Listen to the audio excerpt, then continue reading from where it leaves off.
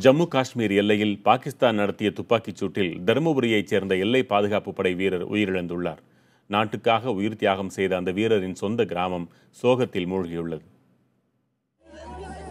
கதறி எழும் பெண்கள், கூட்டம் கூட்டமாய் திரண்டு வரும் உறவினர்கள், எங்கு பார்த்தாலும் சோகம் நிறைந்த முகங்களுடன் காட்சியளிக்கிறது தருமபுரி மாவட்டம் பண்டாரசெட்டிப்பட்டி கிராமம்.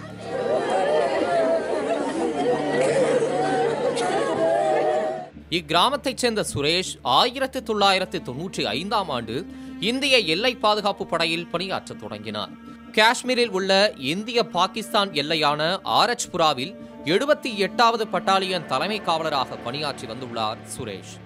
எல்லையில் ரோந்து பணியில் இருந்தபோது பாகிஸ்தான் ராணுவம் அத்துமீறி நடத்திய துப்பாக்கிச் சூட்டில் தலையில் பலத்த காயமடைந்த சுரேஷ் சிகிச்சை பலனின்றி மருத்துவமனையில் உயிரிழந்தார்.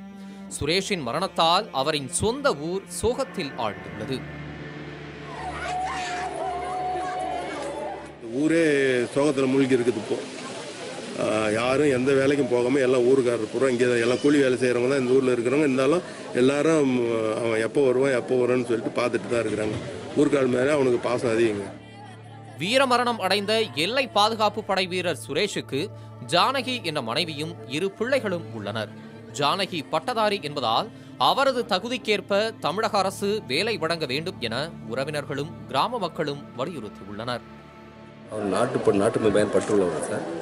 நாட்டுக்காக உயிர் தியாகம் பண்ணியிருக்காரு. அதனால அவங்க வீட்டுக்காரங்க MSc BEd படிச்சிருக்கு. அந்த படிப்புக்கு தகுந்த மாதிரி வேலைவாய்ப்பு கொடுத்தா அவங்க 2 குழந்தைங்களுக்கும் யூஸ்ஃபுல்லாக இருக்கும்.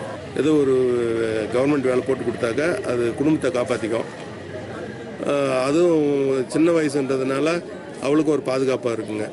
அதுதான் நாங்கள் அரசாங்கத்துக்கிட்ட இருந்து கேட்டுக்கிறோம். பிரேத பரிசோதனைக்கு பின் காஷ்மீரில் இருந்து விமானம் மூலம் கோவை கொண்டுவரப்படும் சுரேஷின் உடல் அரசு மரியாதையுடன் சொந்த கிராமத்தில் நல்லடக்கம் செய்யப்பட உள்ளது. புதிய தலைமுறைக்காக தருமபுரியில் இருந்து செய்தியாளர் விவேகானந்தன்.